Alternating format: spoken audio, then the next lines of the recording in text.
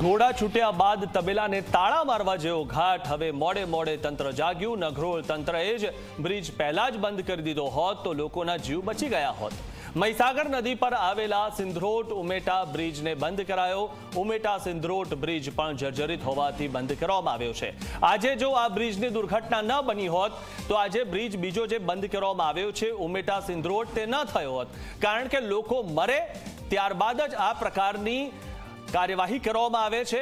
લોકોના મર્યા બાદ જ તંત્રને બુદ્ધિ સૂચે છે।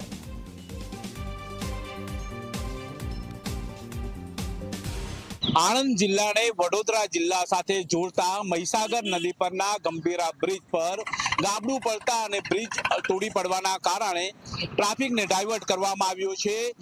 આણંદ જિલ્લામાંથી વડોદરા તરફ જે વાહનો જતા છે તે વાહનોને ઉમેટા પાસે મહીસાગર નદીના બ્રિજ પરથી અવર જવર કરવા માટે ડાયવર્ટ આપવામાં આવ્યું છે। જોકે ભારે વાહનોને આ બ્રિજ પરથી સલામતીના ધોરણોસર જતા અટકાવવામાં આવી રહ્યા છે। અહીંયા ઉમેટા બ્રિજ તરફ જતા રસ્તા પર પોલીસ ગોઠવી દેવામાં આવી છે અને અહીંયા બેરિકેડ ગોઠવી દેવામાં આવ્યા છે અને જે ભારે વાહનો છે તે ભારે વાહનોને વાસદ તરફ ડાયવર્ટ કરવામાં આવ્યા છે અને જે નાના વાહનો છે તે નાના વાહનોને ઉમેટા બ્રિજ પરથી અવરજવર કરવા દેવામાં આવી રહ્યા છે।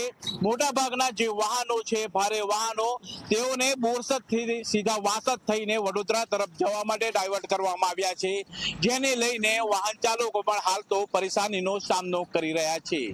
બુરહાન પઠાણ, જી 24 કલાક, ગંભીરા।